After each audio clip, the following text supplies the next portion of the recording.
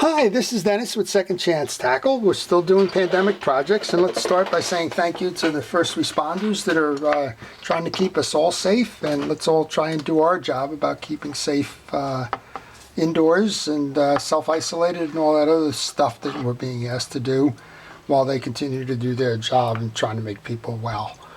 Today's project, we're going to work on a Corsair 400. It was sent in by Thomas, it came in pieces, and it's stuck. So we're going to find out what stuck means, but then we're going to try and tune it up, and we'll show you how it's made inside, and hopefully we'll get this one back fishing again soon. So not sure the history behind this one. I have worked on these in the past. I don't have a schematic, but they are available. If you wanted to find one, you could go to Mike's Reel Repair. They're up in British Columbia, and you can get it there. Or Shimano just came out with fishshimano.com, which also has been posting a lot of these. So either way, if you need some help in understanding what the schematic looks like, go ahead and pull that. Right now we're going to take off the exterior piece here, and this could be simple. This could be something as simple as this case came off, and when I went to put it back on, the brakes jammed, or it could be a broken piece or a part, and in that case we'll have to go and order some. But we'll for now we're just going to treat this thing like we treat every other reel, and take it apart and see if we can diagnose the problem and get it repaired. So good practice is to take pictures along the way so that you know how to reassemble the reel when the time comes. We have 4 bell washers. They are concave washers, and I like to just keep them in the order that they're in. Those are set up for drag sensitivity. So when you're using your star drag, you can have varying degrees of pressure on that, and that pressure will be the whether it's a easy clamp down process or a little bit more difficult clamp down process, and you can adjust accordingly. There is no right answer. It's how it feels to you. Factory set, I think they go face to face twice, but kind of unimportant. So let's take this off. And we're going to rule out the brakes because there are no brakes on this. That happens with some. Let's see if it's in this side. Yeah, it is in this side of the reel. So we're going to just set the... We'll do the service on this piece first, just because it's convenient, and then we'll move over to the other side. So nice metal casing with this one. I believe there's just one screw holding all of this on. You can see it in the back here. So let's see if we can pull that screw and open up that side plate and take care of business there. These are always fun to try and get out of here. And I just tapped that on my desk to see if we couldn't make that happen. And then let's see if we can bring the case off. Oh, there's probably another one hiding in there somewhere. No, there it is. So there's another screw hiding right behind the idler gear. You can see it if you move it over. Let's take that one out as well. That'll drop the side plate off.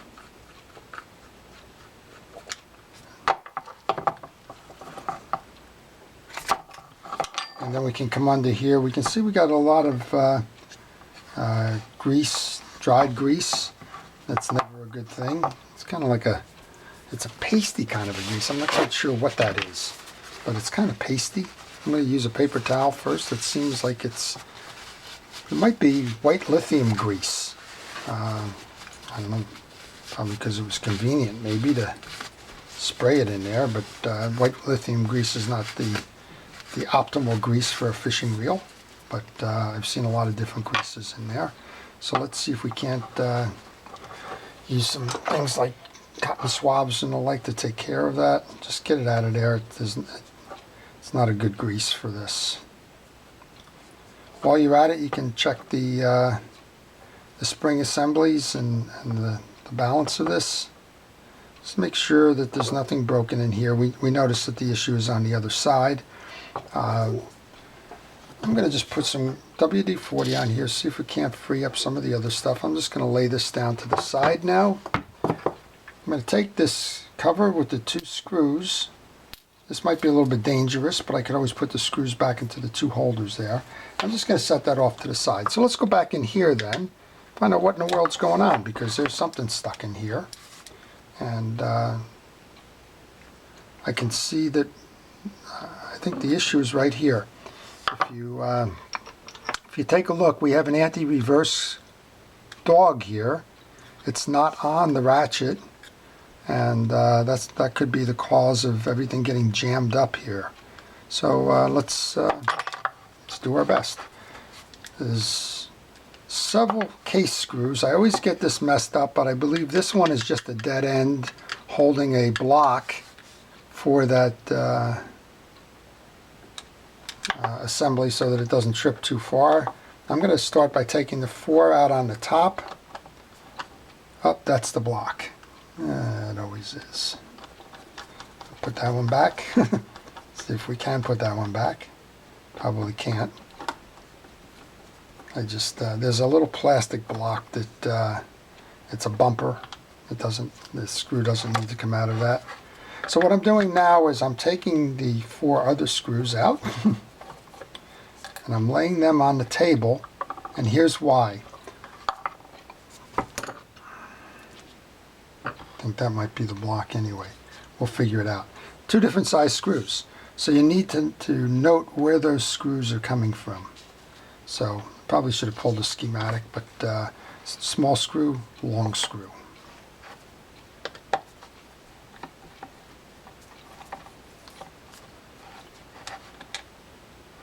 Medium-sized screw. So we've got, actually that's the same screw as the other side. These are rough thread, the other one is a fine thread screw. I don't think that one holds the case.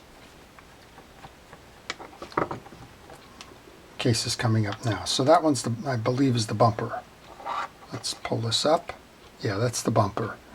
And I'm just going to try and tighten that right back up.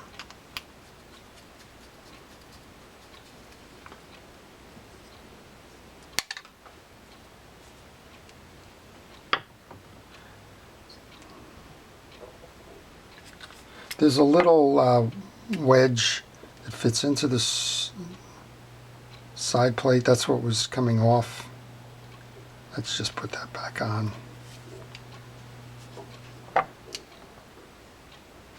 Put a little screw in there. No matter how many times I work on this one, I always get that location wrong, but that's okay.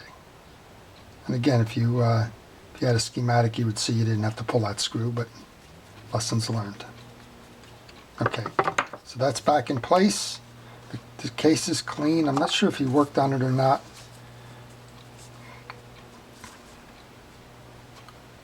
So somehow, I'm going to pull these 2 springs so we don't lose those. Somehow this dog worked its way underneath the plastic case.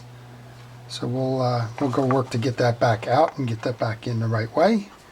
It looks like it's been serviced. I'm not sure if Tom did the servicing on this one, or what the case may have been, but that's clearly the issue there in my mind. So I'm going to just pull his dog back in, take the yoke off, take the dog out, and if you're servicing your reel now, this one's been cleaned. I think he may have been working on this, but just make sure that all the excess grease is off. Make sure that your reel stand and all is working properly, and then we can reset this dog the right way. Now you don't need to put grease on this this click ratchet, and the dog goes underneath. Sits on here like this, and this mounts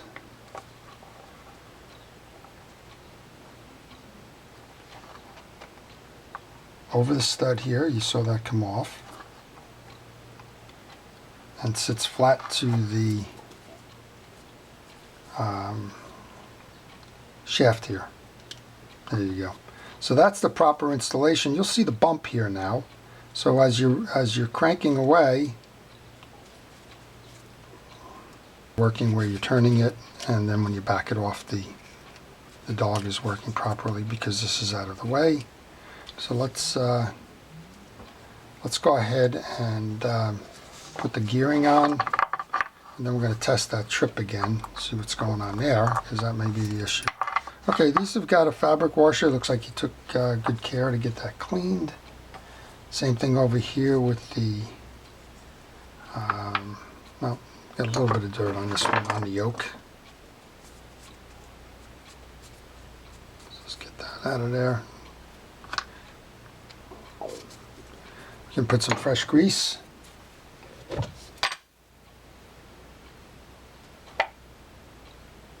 So if you're doing a service on this without this issue riding here,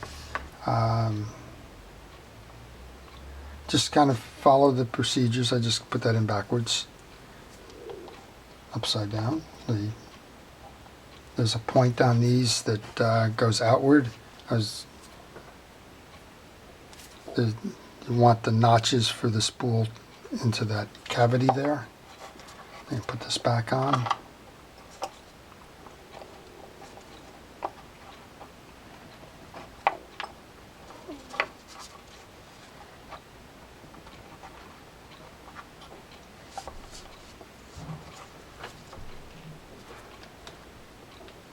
There we go.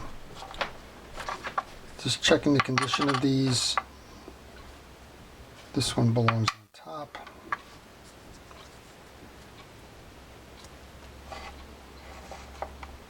I don't know if that was out of sequence. I really wasn't paying attention there.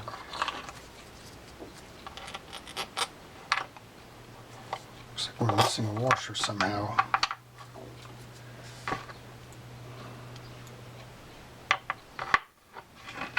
Oh, that's what it was. Okay. So these alternate with the washers. It's a fabric, and then it's a round one. And it's another fabric. These are got the grease on it, so you don't need the grease. Then it's the keyed washer.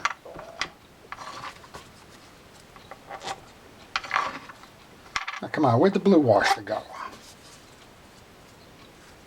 There it is.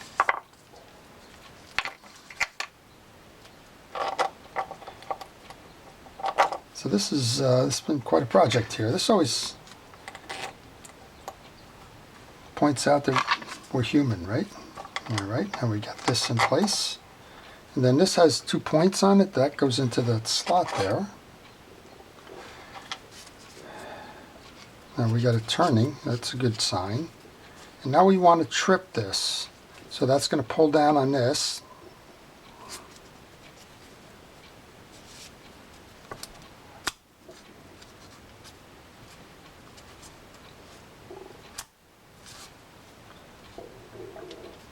And now we should be able to trip it on the way up. There you go.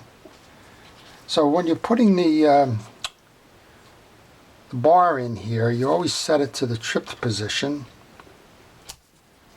like that. And then when we turn it, it's going to pop it back up. So I think we got this one on this side complete anyway. That we're seeing that what probably happened there, you probably were testing and that little anti-reverse came off. So let's go put that anti-reverse back on. And I apologize if this is seeming to be a little bit crazy here, but a lot of the times that's exactly what happens when you're trying to figure out a problem, as opposed to just doing a simple tune-up. A lot of times what you'll have is multiple things going on, and you just need to work through them. And that's what we've been trying to do here, is trying to do process of elimination, and probably getting ahead of ourselves when we're doing the discovery. Okay, now we've got the dog set properly. We have the case, looks good. Again, I think he pretty much did the servicing on this. I'm going to put a little bit of oil into the roller clutch. Okay, so let's put that case back on then. So we've tightened the reel up, we've reinstalled the springs, the dog is on properly, the main gear has been greased, as has the pinion gear. I'm going to hold this down now. We're going to give it a spin. It's turning free and easy, so that's what we want to make sure stays that way. All right, and then we're going to just line the case up. You want to put this in first. You don't want to go fishing. This has the tabs. You don't want to go fishing for those tabs after the fact. You want to put that on there and lock it in beforehand. And give it an eyeball in terms of the where the screw holes in the case are going to line up. All right, now we have the 3 coarse threaded screws. Those go, as we noted, top into the bottom there. And then we have one that's going to go with a small threaded screw. And again, this is why you take pictures along the way. If you didn't remember that, then you're in trouble when you go to put them back in. That's the second of the coarse threaded. The third coarse one goes down here. Note to self for future reference, that one in the middle of these two is the one that holds that little block that doesn't need to come out, but I can't tell you how many times I've taken that screw out for the block. And then this is the short screw over on this side. All right, we're all tied down.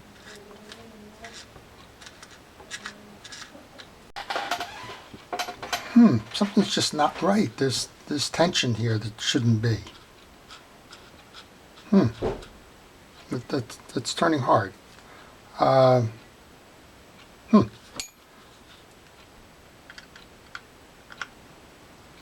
Curious here. It almost seems like there's case tension. I'm going to loosen up the case a little bit because it was spinning free before. So what's causing the case tension? Well, I'm going to take this off and see what we can see.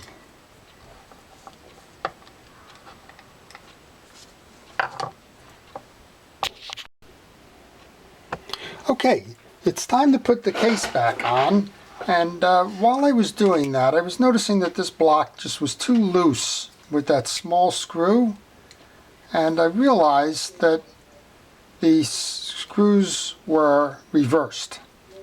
That this is a threaded screw which belongs in the plate here, and the other one was one of these. If you remember, I was laying them off to the side there. I had called out 3 of these being the ones that were needed up top. Well, as it turns out, these 2 are the threaded ones, not that one, and the longer screw threaded goes into that plastic block, which makes total sense with the coarse thread. And then the 2 up top are also plastic screws that would make sense in here. And that's what was causing the binding, of all things. You learn something every day. What was happening is down here, where you have the threaded screw, it was pushing through too much. And when it pushed through too much, it was grabbing onto the drag washer, the metal drag washer. And there you go. That's the bind. I'm certain of it. All right, so let's put this back on then. Having made that adjustment, I'm sorry I did it off camera, but when I was testing, it just didn't seem right. Let's just tighten that down a little bit, and let's go give it a go here. So we've just to recap, because it's been a little bit. We want to make certain that that loop in there is those 2 tabs are inside that metal case. You want to make sure that your dog is up against that bumper there, and the springs are on. Now we can go reload. That seems a whole lot easier, doesn't it? All right, let's get this in. Let's get this one on.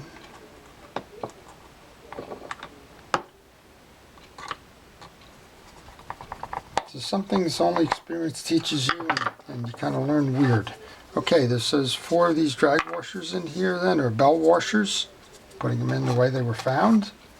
We'll put that little star adjuster on top.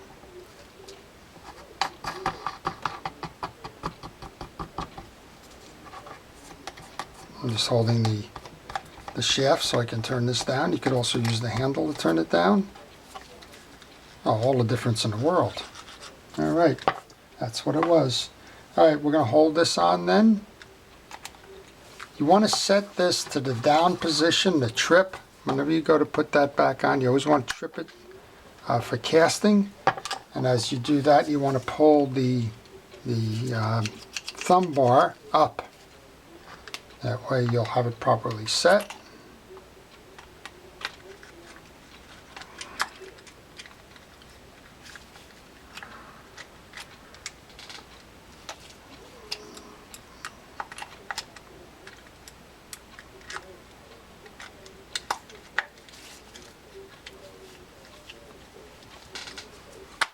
There we go. Tighten down the screws by hand as much as you can.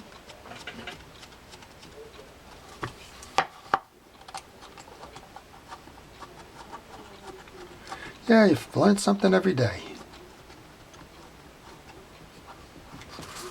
Trip it. There you go. Spin it. A lot smoother now. There we go. Now that makes all the difference in the world, doesn't it, Tom? All right, well, we all learned something today. So we learned that if you swap these two screws here, you're in trouble because that screw is going to be too long and it's going to go, actually these two here, hard to see, these two here. If you screw, that screw's going to be too long, it's going to push right onto the drag washer. It's going to cause you to stop the reel. All right, now we got a nice easy turn. Even easier if you back off the spool just a little bit. That's it. Let's put the handle back on. So if you find yourself stuck, literally stuck in this case, or just at a point where you just can't seem to figure it out, there should be a little wing. Here it is. Shoot me a note in the comments. I'll try and help you get through it, help you unclog, if you will. And if you've taken on a repair and you're lost and you just want to give up hope and toss it in the back bin somewhere, or if you prefer to have somebody put it back together for you, I'll do my best. My information on repairing a reel, on servicing a reel, or in the case of sometimes bailing you out on a reel, is on my business card that follows. And I do repair by mail, and if you would like to contact me regarding a service, we can certainly do that. Okay, so here we go. So if I haven't said it at the beginning of the video, if you know a first responder, if you are a first responder, thank you, or thank them. And please stay safe, stay healthy. Continue to do what the authorities are asking us to do in terms of covering up, limited travel, and staying indoors as much as possible in self-isolation. And don't worry, we will get back fishing again soon. So this is Dennis with Second Chance Tackle. Thank you for watching.